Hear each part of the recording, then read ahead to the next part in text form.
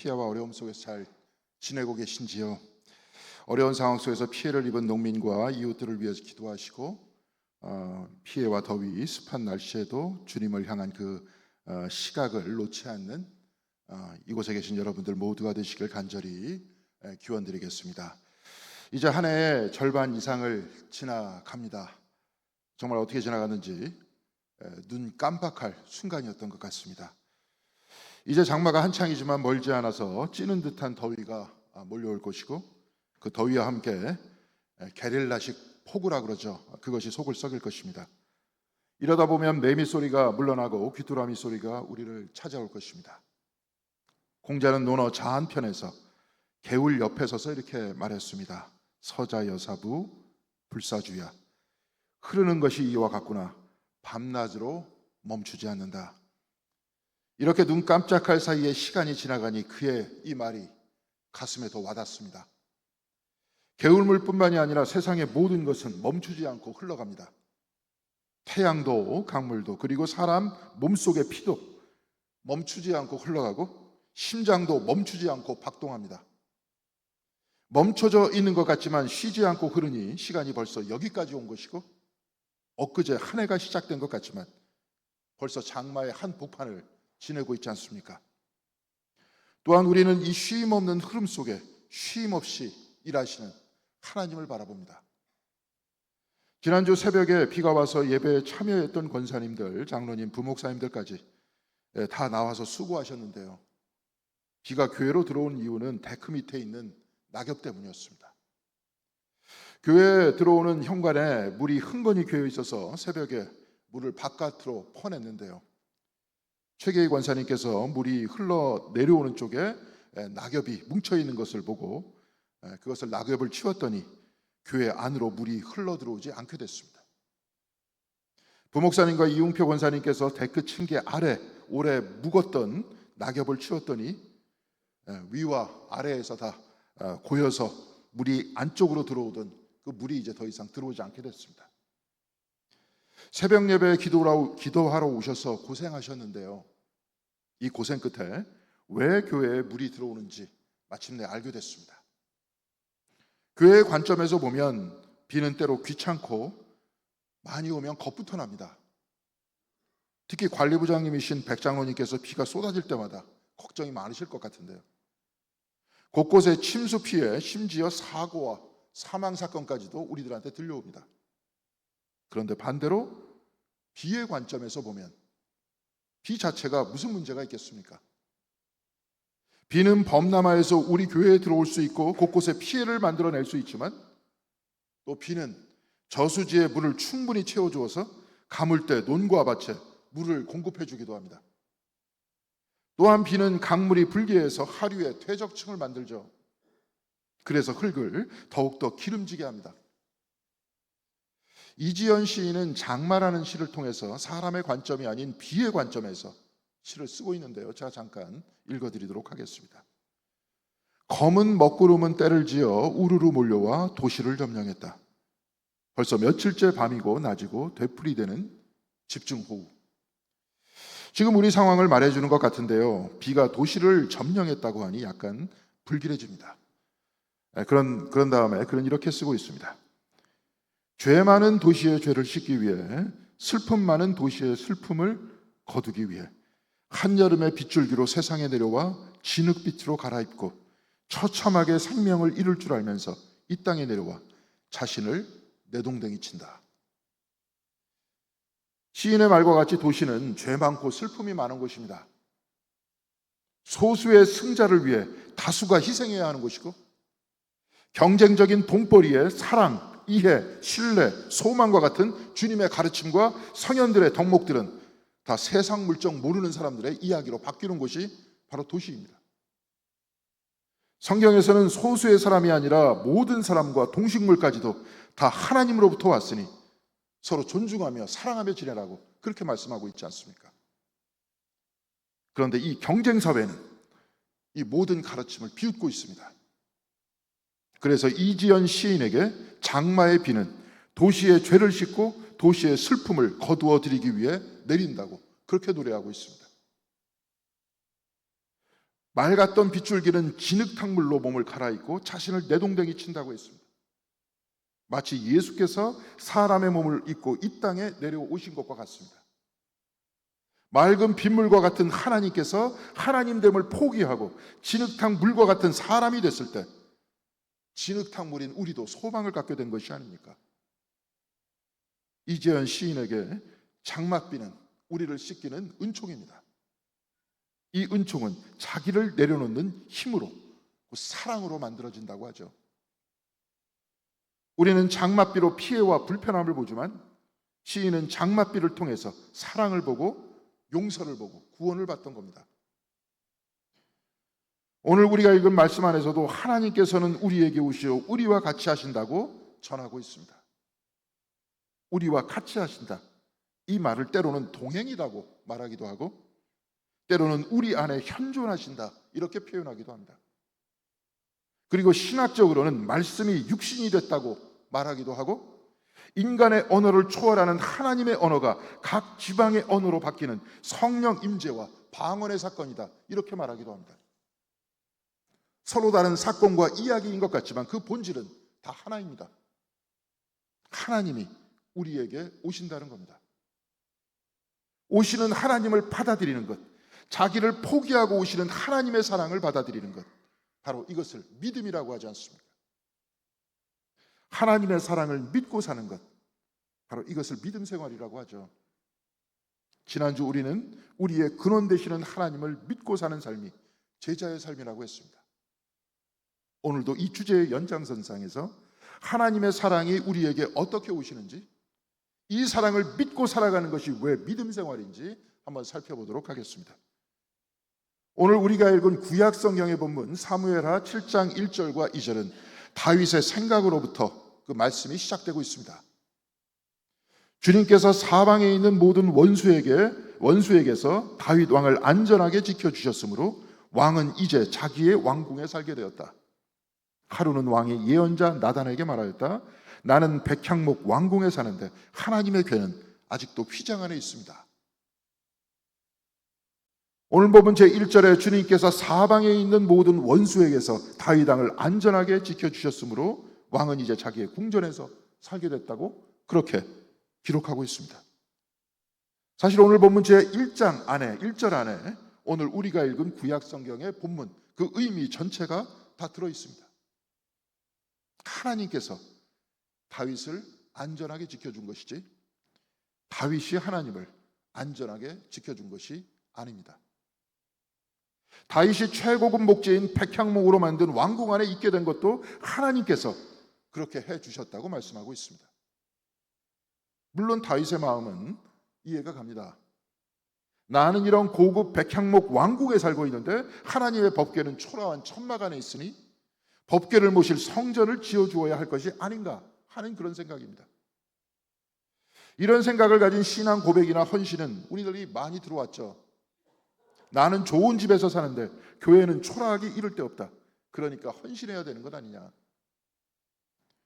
다윗의 의향을 알아들은 선지자 나단은 다윗의 마음을 하나님께 알아자 하나님께서는 이렇게 대답하십니다. 너는 내 종 다윗에게 가서 전하여라. 나 주가 말한다. 내가 살 집을 내가 지으려고 하느냐. 그러나 나는 이스라엘 자손을 이집트에서 데리고 올라온 날로부터 오늘에 이르기까지 어떤 집에서도 살지 않고 오직 장막이나 성막이 있으면서 옮겨 다니며 지냈다. 내가 이스라엘 온 자손과 함께 옮겨 다닌 곳에서 내가 나의 백성 이스라엘을 돌보라고 명한 이스라엘 그 어느 집 하나도 나에게 백향목 집을 지어주지 않은 것을 두고 말한 적이 있느냐. 하나님께서는 그 어느 지파에게도 백향목 집을 지어달라고 말한 적이 없다고 말씀하셨습니다. 그리고 당신은 성막과 장막을 옮겨 다니면서 지내셨다고 했습니다. 이게 무슨 말씀입니까?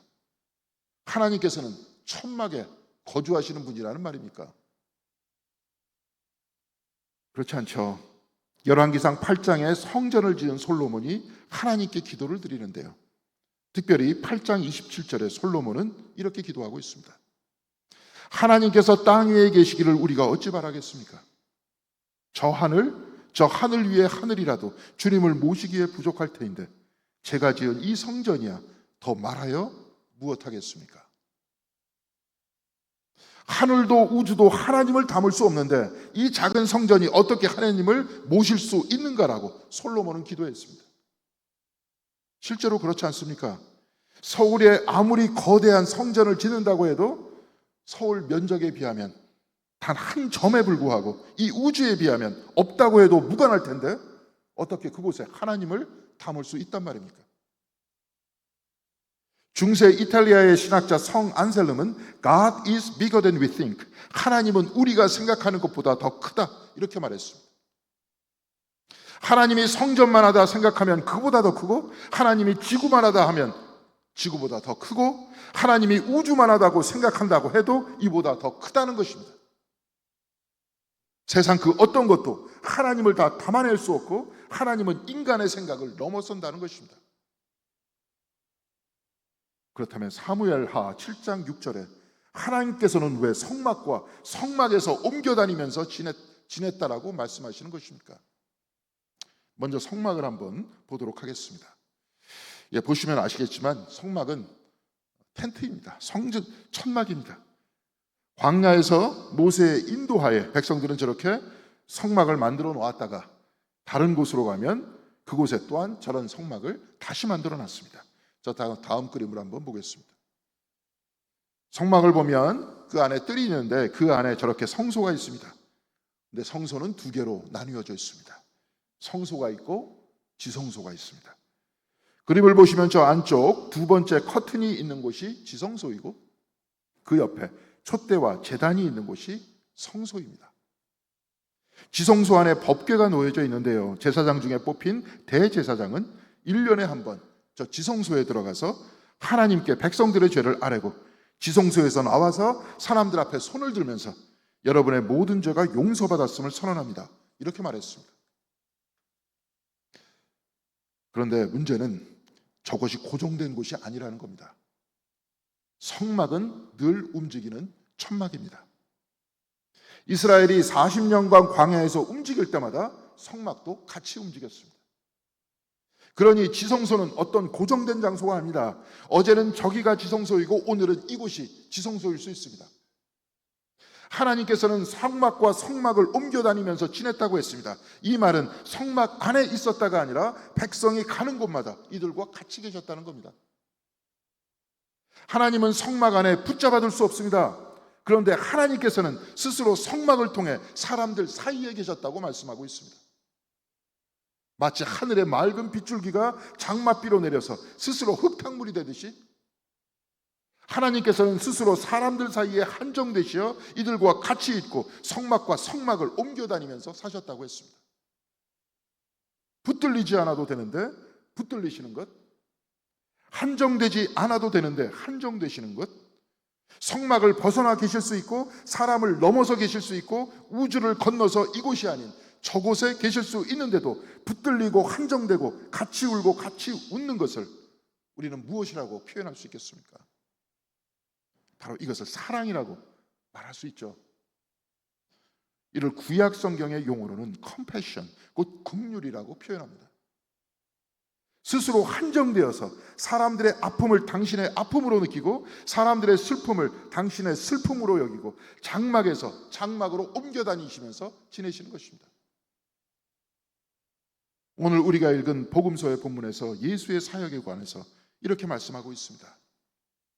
그들이 배에서 내리니 사람들이 곧 예수를 알아보고 그가 그 온 지방을 뛰어다니면서 예수가 어디에 계시든지 병자들을 침상에 눕혀서 그곳으로 데려오기 시작하였다. 예수께서 마을이든 도시이든 농촌이든 어디에 들어가시든지 사람들이 병자들을 장터에 데려다 놓고 예수께 그 옷슬이라도 손을 대게 해달라고 간청하였다. 그리고 손을 댄 사람은 모두 병이 나았다. 기독교 신학 안에서 예수께서는 삼위일체, 곧 삼위의 두 번째 위격입니다. 하나님이 인간이 되셔서 사람들 사이에 사셨다는 겁니다.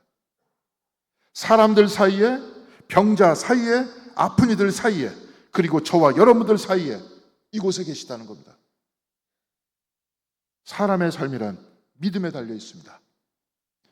기독교 신앙은 하나님께서 우리와 함께 그리고 우리의 기반이 되신다는 이 믿음 위에 서 있습니다. 하나님께서 우리와 같이 계신 이유는 하나님께서 긍휼하시기 때문에 그렇습니다. 사랑하시기 때문에 그렇습니다. 그래서 스스로 한정되신 것이고, 그래서 사람들의 질병도 짊어지시고, 그리고 죽음도 같이 당하셨던 겁니다. 오늘 마가복음 6장 56절의 말씀과 같이 마을이든 도시든 농촌이든 주님께서는 옮겨 다니셨습니다. 그곳에서 병자들이 있던 곳에서, 그곳은 병자들이 있던 곳이고, 그곳에는 주님의 옷에 손이라도 대게 해달라고 외치는 약한 사람들이 있었던 곳이었습니다. 현대 도시의 삶과 같이 경쟁과 갈등 속에서 속으로는 지치고 외롭고 벗어나고픈 사람들 사이에 그리스도께서 바로 이곳에 계시다는 것 아닙니까? 하나님께서는 장막과 장막을 옮겨 다니시며 지치고 외로운 사람들과 함께 하셨듯이, 그리스도께서는 마을이 있는 곳, 도시가 있는 곳, 사람이 있는 곳에 계십니다. 우리도 주님께서 이 자리에 계심을 믿습니다. 그래서 예배 시작 전에 종을 쳐서 주님께서 이곳에 있다는 것을 알렸고, 저 앞 성찬대에 촛불을 붙이고 성경을 펼쳐놨습니다. 그리스도께서 이곳에 말씀으로 임재하고 계시다는 것을 표현한 것입니다. 그리스도께서 이곳에 계시듯 하나님께서는 여러분의 삶에도 집에도 여러분들을 따라 옮겨 다니면서 그때마다 동행하신다고 오늘 말씀은 전하고 있는 겁니다. 중세 독일의 수녀이고 신비가이며 신학자였던 빅년의 힐데가드는 일상을 살면서 26가지의 환상을 봤는데요. 이 모든 환상은 하나님의 창조와 그리스도의 구원에 관한 그림입니다. 그의 책 스키비아스, 길을 아는 자, 이 책에는 26가지의 환상이 그려져 있습니다. 그가 환상을 설명할 때 옆에 있는 사람은 나무에 그 내용을 조각했다고 합니다. 이 중 한 그림을 여러분들 앞에 한번 살펴보겠습니다.